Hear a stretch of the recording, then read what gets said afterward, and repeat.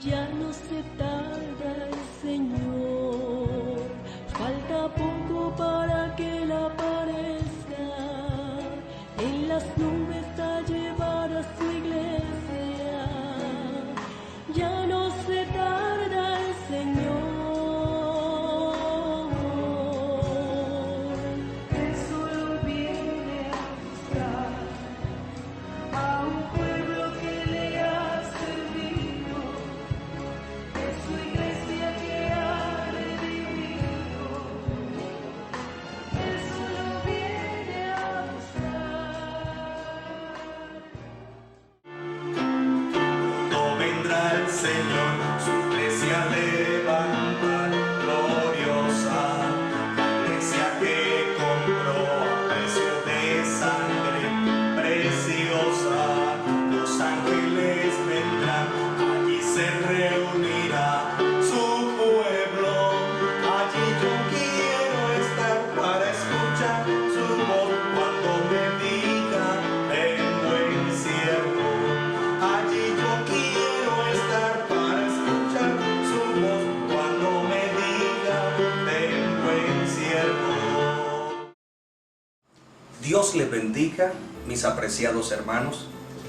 Bienvenidos a esta nueva transmisión de la Iglesia Pentecostal Unida de Colombia. Hoy estamos dando inicio a nuestra escuela dominical y vamos a continuar con el hermoso estudio del libro de Apocalipsis. Precisamente, hoy iniciamos una nueva congregación en el Asia Menor, su nombre, la Iglesia de Esmirna. Para este estudio vamos a usar el texto en el libro de Apocalipsis, capítulo número 2, versículo 8, y dice así: y escribe al ángel de la iglesia en Esmirna, el primero y el postrero, el que estuvo muerto y vivió, dice esto. Tengamos una palabra de oración. Señor Jesucristo, Padre amado y celestial, te damos a ti la honra, mi Señor Jesús, porque en tu gran bondad y misericordia nos has regalado un nuevo día de vida y de existencia. A través de tu Espíritu Santo, Señor, orienta nuestras vidas y permítenos comprender a profundidad el mensaje a tu iglesia y traerlo a nuestra vida presente con el propósito de cada día escalar la vida cristiana, ser mejores en nuestra relación contigo y nuestros semejantes y prepararnos para el gran día de tu venida. Habla nuestro corazón, te lo pedimos en el glorioso nombre de Cristo Jesús. Amén. Amén. Este mensaje, descrito en el libro de Apocalipsis, tiene unas peculiaridades. En primer lugar, la iglesia en Esmirna es una congregación a la que no se le dice ningún tipo de reproche. No se le convoca a resarcir un daño cometido, tampoco se le amonesta. En segundo lugar, es una iglesia que está padeciendo un sufrimiento enorme de parte del Imperio Romano. Los hermanos nuestros en la fe del primer siglo, en el Asia Menor, estaban siendo perseguidos por los romanos, maltratados y heridos, para que negaran su fe, su adoración y devoción a Jesucristo, Rey de Reyes y Señor de Señores. Y en tercer lugar, es una congregación que tiene una característica muy particular. Eran pobres en su condición, en su estrato social. Esto dicho de otra manera, los hermanos se encargaron de sembrar en el reino de los cielos. Se encargaron de colocar esa semilla en el corazón de los ciudadanos de Esmirna con el propósito de tener herencia más allá del sol. Y por otro lado, no quisieron ocupar cargos públicos ni buscar fama o renombre en busca de su propia lealtad y orgullo al imperio. No, Señor. Se dedicaron a sembrar en el reino de los cielos. Así que con estas tres premisas vamos a dar inicio a este estudio que le hemos dado en la mañana de hoy el siguiente título: Mensaje fundamental a la iglesia de Esmirna. Precisamente en el primer versículo que hemos leído de la carta dirigida a esta congregación, está en el versículo 8 del capítulo 2 y dice: escribe al ángel de la iglesia en Esmirna. Dios continúa acercándose al ministro. Ya quedó bien claro en el estudio pasado que la palabra ángelos del idioma griego no solo se utiliza para criaturas celestiales, también tiene una segunda connotación en la cual se refiere a aquellos hombres que lo han dejado todo y han ido a sembrar en el corazón de los seres humanos la gloriosa semilla del Evangelio. Ese ángelos de la iglesia en Esmirna, ese gran mensajero de Dios a favor de su congregación, Dios se dirige hacia él con el propósito de darle a conocer un atributo de Dios. ¿Cuál es específicamente? Dios es eterno. Y lo describe de esta manera: el primero y el postrero. Dicho en otro lenguaje, el alfa y el omega. Y dicho desde otra perspectiva, el primero y el último, el principio y el fin. ¿Qué tiene que ver esto con este mensaje a esta iglesia? Recuerden que hemos dicho que hay tres situaciones de tipo histórico. Una de ellas es que la iglesia está siendo perseguida, está siendo maltratada, está siendo herida por el imperio romano, que les quiere subyugar y obligar a la adoración al emperador. Pero esta iglesia descubre algo: hay un Cristo victorioso. No es un Cristo crucificado, no señor. Esa es parte de la historia, pero la historia no terminó allí. No termina con la crucifixión. La historia continuó y 3 días después de la crucifixión, Jesucristo demostró ser lo que siempre dijo que era: Dios manifestado en carne. El profeta Isaías lo había dicho en el capítulo 35, verso 4. Díganle a los de corazón apocado: esforzaos, no temáis. He aquí que vuestro Dios viene con retribución, con pago. Dios mismo vendrá y os salvará. Era la segunda vez que Dios tomaba a su pueblo de manera muy precisa y les llamaba la atención en cuanto a su manifestación. Precisamente en el mismo libro, Isaías capítulo 7, el profeta se deja guiar por el Altísimo y abre su boca para traer una profecía al pueblo de Dios. Y dice: he aquí la Virgen concebirá y dará a luz un hijo, y llamará su nombre Admirable, Consejero, Dios fuerte, Padre eterno, Príncipe de paz. Esa profecía se cumplió en un humilde pesebre en la aldea de Belén de Judea. Una mujer que no había sido tocada íntimamente por aquel hombre que la había tomado en matrimonio, sale embarazada y 9 meses más tarde da a luz un bebé. Y la Biblia dice que ese bebé que nació en ese humilde pesebre no era hijo de José el carpintero, era la manifestación gloriosa, prometida a Israel, de su Mesías, su Redentor, su Salvador, Jesucristo el Señor. Jesucristo es ese Dios manifestado en carne. Así que esta iglesia tiene un atributo de Dios que le es puesto en escena durante la exposición de la carta. Jesús se está presentando como el primero y el último. Eso quiere decir que siendo el primero en la fila y siendo al mismo tiempo el último de la fila, es el único en castellano, es el mismo Adonai, Jehová el Señor de la antigüedad. Jesucristo es Dios manifestado en carne. ¿De qué le sirve a esta iglesia saber que está adorando al único Dios eterno? ¿De qué le sirve a esta iglesia saber que no tiene puesta su mirada en un segundo en la divinidad ni en un tercero, sino en el único que existe? Sencillamente que tiene una puerta abierta para tener con ese Dios un encuentro total, profundo y especial. La muerte de Cristo no quedó allí la historia. La muerte de Cristo tiene una esperanza. El salmista lo dijo de esta manera: no permitirás que tu santo vea corrupción. Muchos años atrás el salmista David había sido usado por el Dios Todopoderoso para dar a conocer que ese Dios manifestado en carne se enfrentaría a la muerte. Y más tarde otro profeta dice: oh muerte, yo seré tu muerte.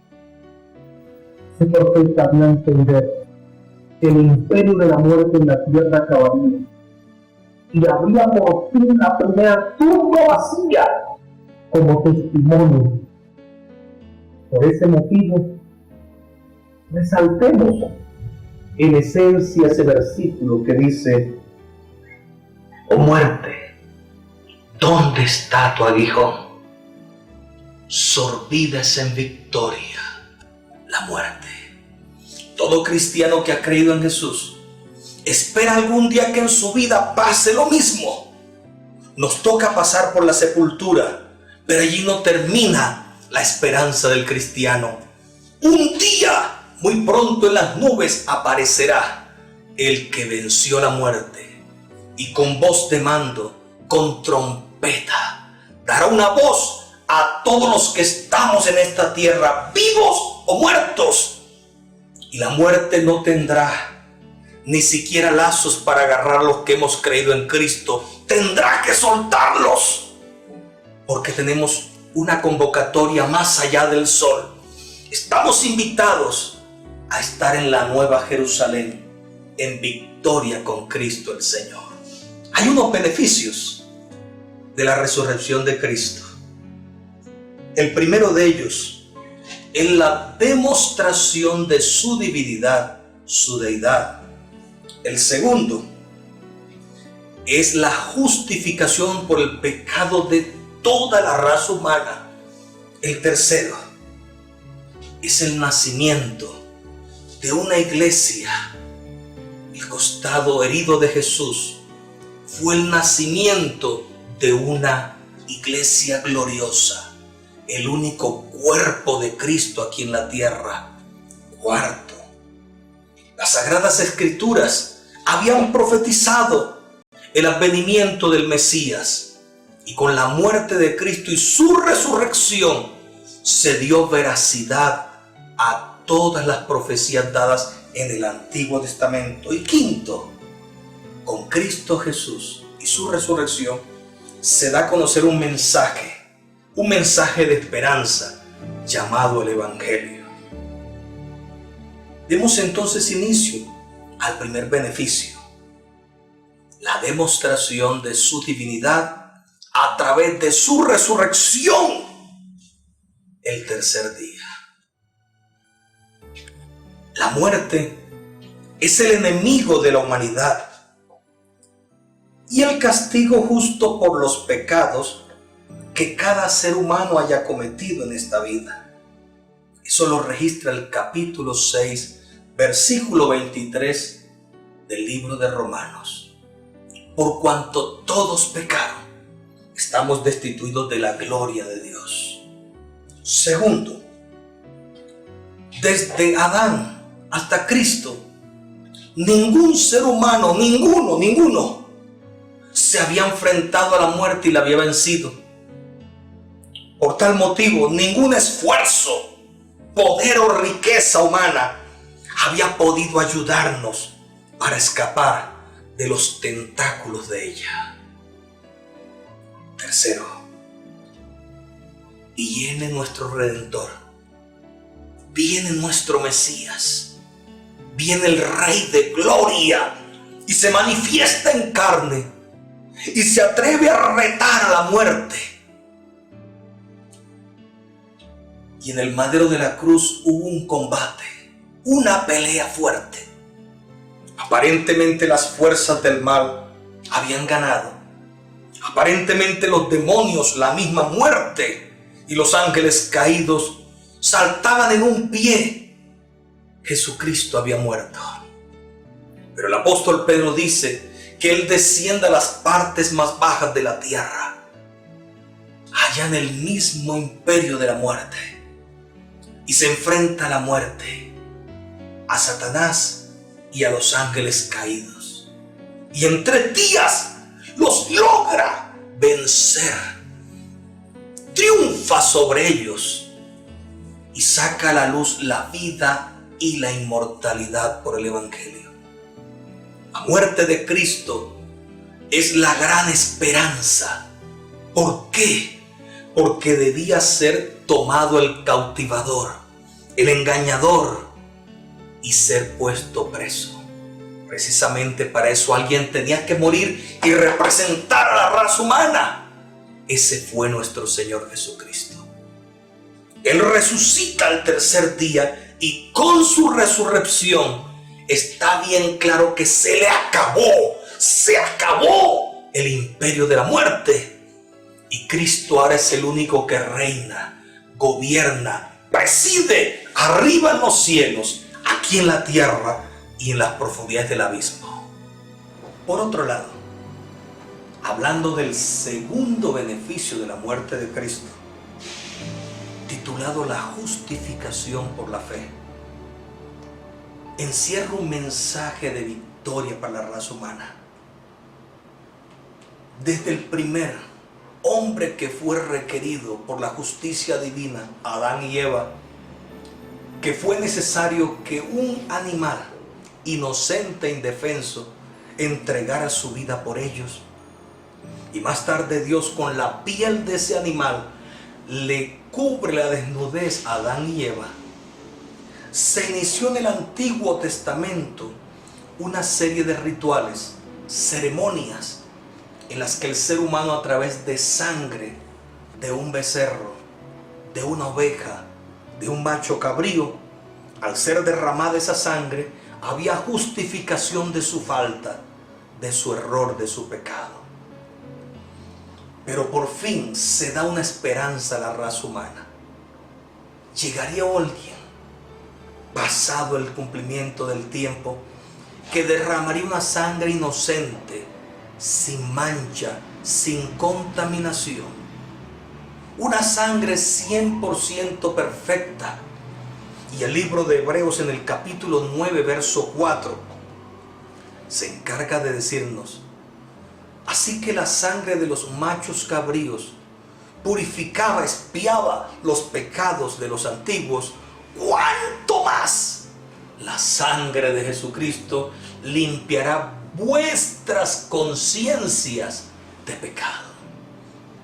Esta sangre superior, esta sangre divina, no solo limpia del pecado, no solo limpia de la falta, del error cometido, sino que tiene un impacto en el interior del ser, en su alma, en su conciencia, en su espíritu, y produce desde adentro hacia afuera una nueva vida. Una vida que a medida que crece día a día se va perfeccionando en el temor y santidad del Señor. Dice el libro de Romanos capítulo 6, verso 28: por causa de nuestros pecados, la humanidad estaba separada de Dios y era incapaz de tener una relación con Él. Y a partir de allí inicia un mensaje que dice: la misma creación clama, gime con dolor de parto, esperando ser libertada. Había un clamor de la humanidad, un desespero al sentir el yugo que nos esclavizaba. Pero llegó Cristo y con su sangre derramada en el madero de la cruz y su ofrenda de expiación, justificó al ser humano.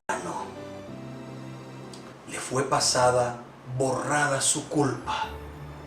Y el ser humano ahora en Cristo, no importa los pecados que haya cometido. Isaías en el capítulo 1 dice: venid luego, dice Jehová el Señor, y estemos a cuenta. Si vuestros pecados fueren rojo, como la nieve serán emblanquecidos.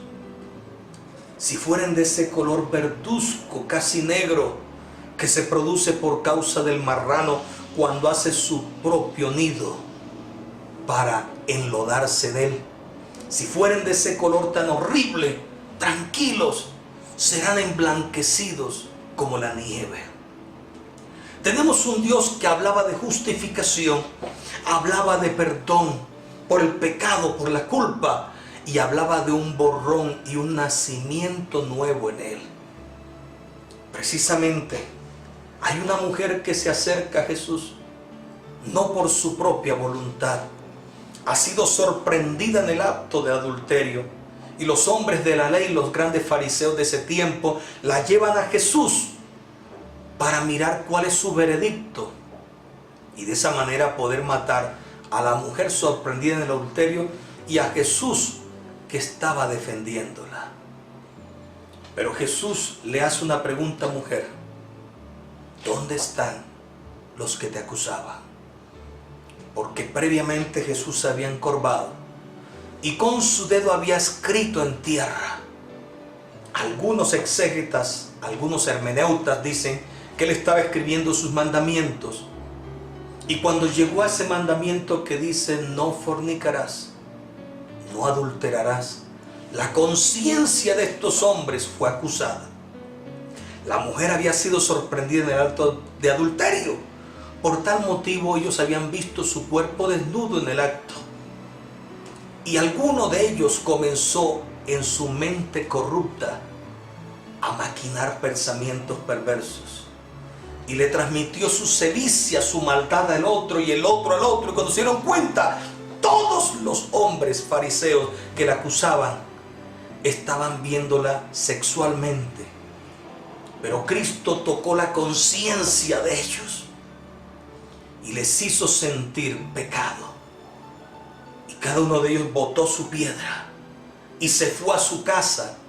Pero Jesús se acerca a la mujer y le dice: ¿dónde están los que se acusaban?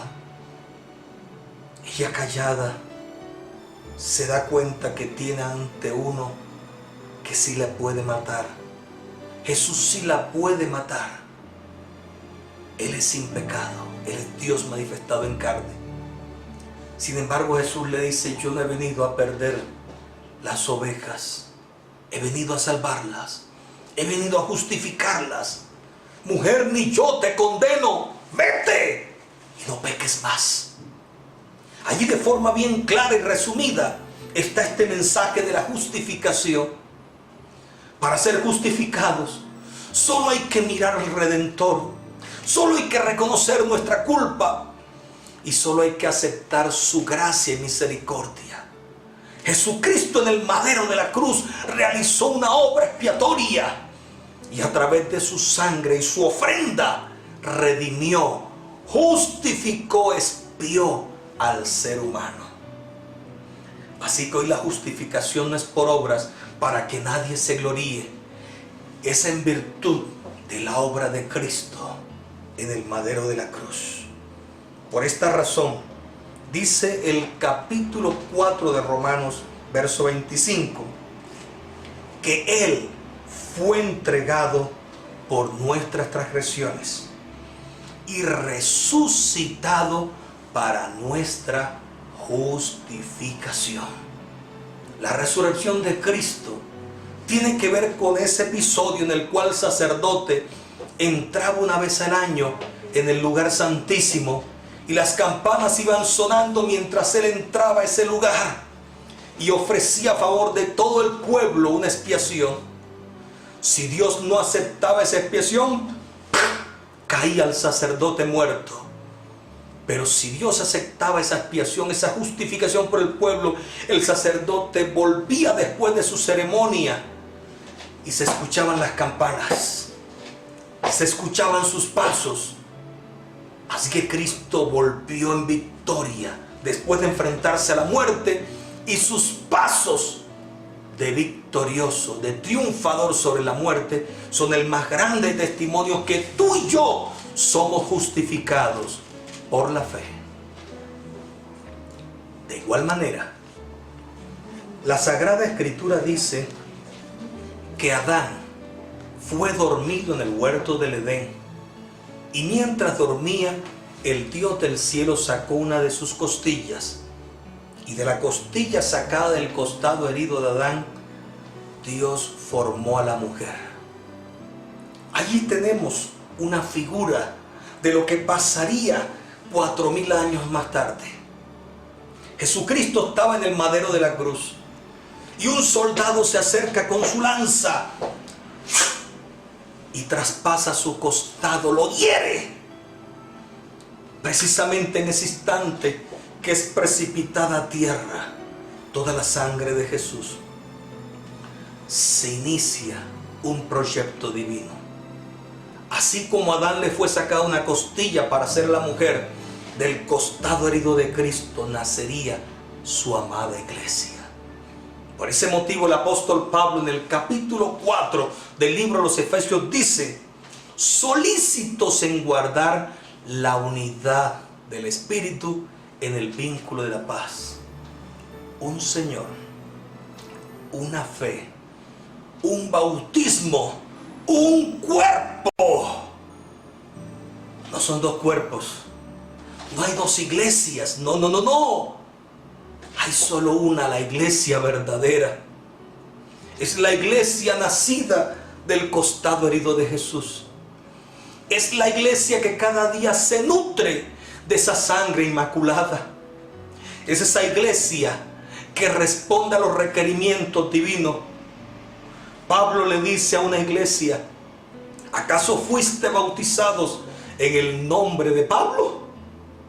No, solo uno fue crucificado por vosotros, Cristo Jesús.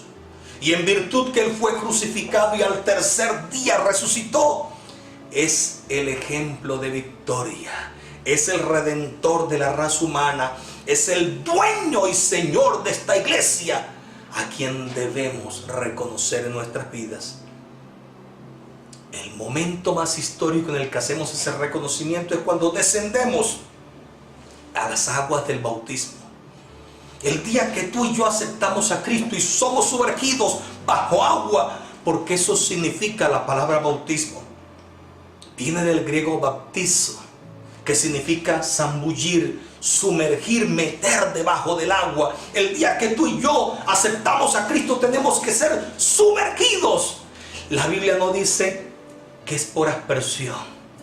La Biblia deja bien claro desde su idioma original, el griego, que es por inmersión. Hay que meter debajo del agua a aquel hombre, aquella mujer que acepta a Jesús como su Salvador. Por causa de la obra redentora del Mesías en la cruz del Calvario, el creyente es bautizado en el nombre de Jesucristo para el perdón de sus pecados. Por ende, es insertado, es metido en el cuerpo del Señor Jesucristo. Eso tipifica la iglesia. El libro de los Hechos en el capítulo 2 dice que como 3000 personas fueron agregadas a la iglesia en la primera predicación. El día que Pedro se pone en pie y da una explicación guiado por el Espíritu Santo, una multitud de casi 3000. Y cuando ellos reciben a Jesús como su único y suficiente Salvador y se bautizan en el nombre de Jesús, fueron agregados a la iglesia. Hechos de los Apóstoles capítulo 2 del 38 al 42. Léetelo, querido amigo. El bautismo es en el nombre de Jesucristo. Y a través de ese bautismo somos insertados. Somos miembros de la iglesia del Señor. Un solo cuerpo aquí en la tierra. Cristo no es adúltero. Él no vendrá por 2 mujeres. Él no vendrá por 3 mujeres. El día que Él aparezca en las nubes, vendrá por una sola. Eso lo dice el Cantar de los Cantares. Una sola es la amada, una sola es la escogida. Cristo desde las nubes dará su voz de mando y su única iglesia, su cuerpo aquí en la tierra, será levantado para ser llevado a los cielos. Esta unión solo es posible, me refiero a la unión entre Cristo y la iglesia, esta unión solo es posible a través de la resurrección de Cristo.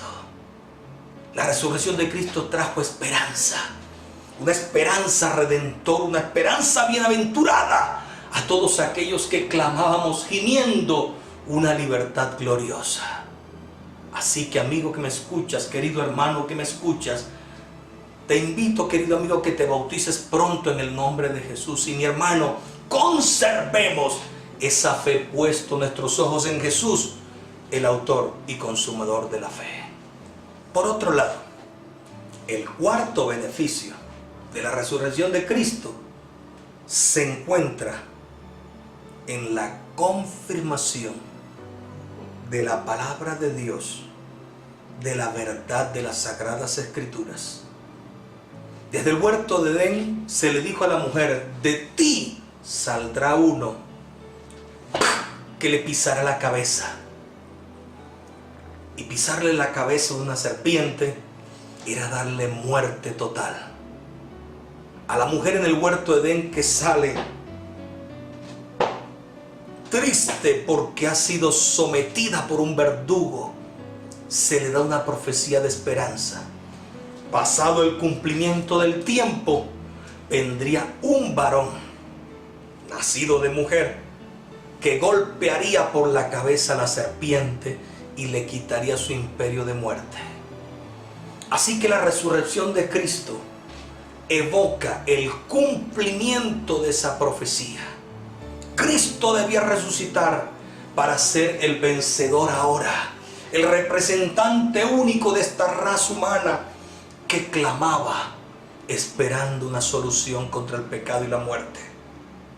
Recuerda, todas las profecías del Antiguo Testamento tipificaban a nuestro Señor Jesucristo. Por lo tanto, la resurrección de nuestro Señor Jesucristo confirmó la veracidad de todas las profecías. Hay más de 1400 profecías referentes al Mesías, y en las más alentadoras estaba que nuestro Mesías, nuestro Cristo, debía ser resucitado. Gracias a su resurrección, la Biblia adquiere un estatus total de veracidad. Es la única fuente inspirada por Dios que tiene fiel cumplimiento. No importa el paso del tiempo, no importa los imperios, no importa las circunstancias atmosféricas, esta palabra es divina. El cielo y la tierra pueden pasar, pero esta palabra no pasará. Así que la palabra de Dios es gloriosa. Por último, la resurrección de nuestro Señor Jesucristo demuestra la veracidad del Evangelio. El hecho de que Jesús vive. Recordemos ese pasaje en que las mujeres fueron muy temprano a la sepultura y encontraron la piedra removida. Y un ser celestial que le dijo: ¿por qué buscáis entre los muertos al que vive? Jesús no está aquí, ha resucitado. Y en el capítulo 1 de Apocalipsis, cuando miramos esa hermosa escena que nos dibuja Cristo Jesús, encontramos en el versículo 11: yo soy el alfa y la omega, el primero y el último, el que estuvo muerto y vivió. La resurrección de Cristo le demuestra a toda la raza humana, y de manera especial a todos los cristianos, que no seguimos a un derrotado. Seguimos a un Cristo victorioso, a un Cristo que tiene capacidad para tomar nuestras vidas y guardarlas en su mano sin que nadie nos haga daño. Esta iglesia de Esmirna estaba siendo perseguida. Esta iglesia estaba siendo maltratada y herida, como lo puedes estar tú y yo en este momento. Estamos siendo amenazados por los problemas financieros. Estamos siendo maltratados por una pandemia. Estamos siendo ahogados por la muerte que día a día a su paso por este mundo deja evidencia. Pero déjame decirte algo, tú y yo no estamos solos. Hay alguien que venció la muerte y a través de su palabra, que es indestructible, la palabra de Dios es única. Él ha prometido salvaguardar esta iglesia. Ha prometido proteger al idilio de su amor. Esta iglesia es gloriosa, es preciosa en el corazón de Dios. Tranquilo, hermano. Los hermanos de la iglesia de Esmirna estaban muy confiados, de acuerdo a la crisis experimentada por ellos. El enemigo se encargaría de tomar a muchos hermanos en la fe, encarcelarlos, maltratarlos, herirlos. Pero Dios les da una promesa. Habrían 10 episodios en los que el enemigo se ensañaría contra la iglesia, 10 asaltos. Pero en el número 11 se levantaría una bandera. Una iglesia victoriosa, una iglesia emprendedora, triunfadora sobre el pecado, triunfadora sobre la muerte, triunfadora sobre las fuerzas del mal, triunfadora sobre la adversidad, triunfadora sobre cualquier enfermedad. Tranquilo, deja que a su paso haya derrotas, haya crisis, pero ten confianza, tú no estás solo. Escóndete en la mano del Señor y vas a ver cómo Él tiene capacidad para proteger tu vida y la mía sin que nada os falte. Esta iglesia aprendió a esconderse en la roca, aprendió a meterse en Dios en medio de la tormenta. Y hay 3 cosas que hicieron.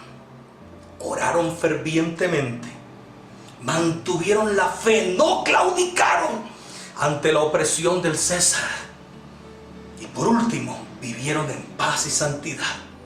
Es una iglesia que es ejemplo. Nunca se le reprochó nada a la iglesia de Esmirna. Fue una iglesia guerrera y vencedora. Espero que tú y yo, mi hermano, en esta pandemia, en este momento de crisis financiera, no corramos a volver atrás. No des un paso atrás.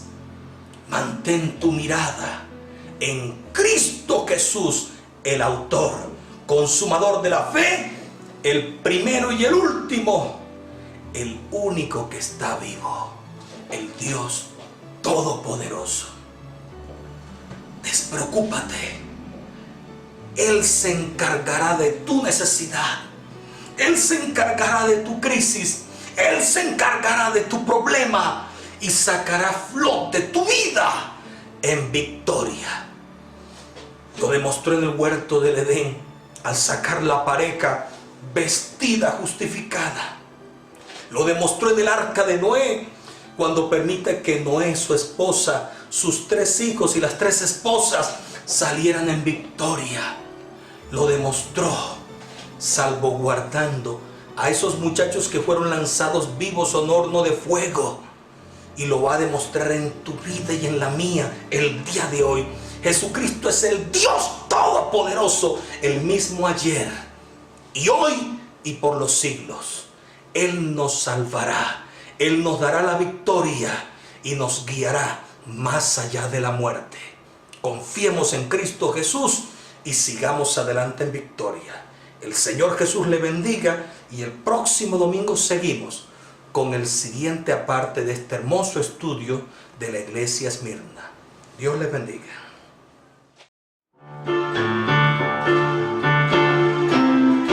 No vendrá el Señor, su iglesia le